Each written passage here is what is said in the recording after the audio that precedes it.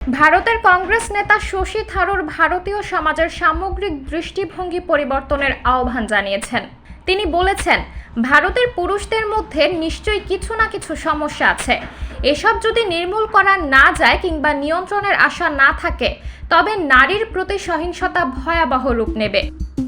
Malayalam film industry ঘিরে #MeToo আন্দোলনের প্রেক্ষাপটে গতকাল শুক্রবার এনডিটিভিকে দেওয়া এক সাক্ষাৎকারে শশী থারুর এসব কথা বলেন।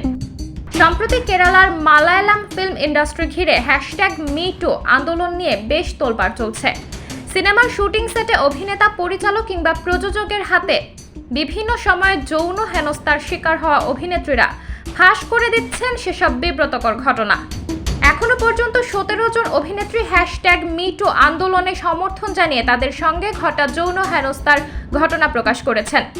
বিষয়টি নিয়ে কেরালা থেকে নির্বাচিত কংগ্রেসের সংসদ সদস্য শশী থারুর এনডিটিভিকে বলেন, নারীর প্রতি সহিংসতা বন্ধে পদ্ধতিগত পরিবর্তন প্রয়োজন।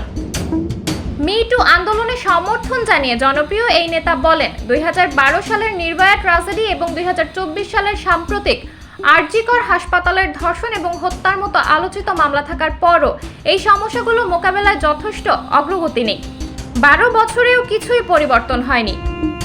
প্রতিদিন গণমাধ্যমে যত যৌন নির্যাতনের খবর প্রকাশ হয় তা উদ্বেগজনক বলে মন্তব্য করেন শশী থারুর। তিনি বলেন, এসব খবর বিভিন্ন জনগোষ্ঠীর নারীদের ওপর নিঃসন্দেহে নেতিবাচক প্রভাব ফেলে। MeToo আন্দোলনে নেতৃত্ব দেওয়ার ক্ষেত্রে কেরালার ভূমিকা প্রশংসনীয় বলেও উল্লেখ করেন এই প্রভাবশালী রাজনীতিবিদ। একই সময়ে তিনি বলেন, ফিল্ম ইন্ডাস্ট্রির মধ্যে আটকে থাকা সমস্যাগুলো প্রকাশ্যে আসছে, এটি সাধুবাদযোগ্য। তবে যৌন নিপীড়নের বিষয়ে বিচারপতি হেমা কমিটির রিপোর্ট প্রকাশে কেরালা সরকারের বিলম্ব অবশ্যই অমার্জনীয় অপরাধ।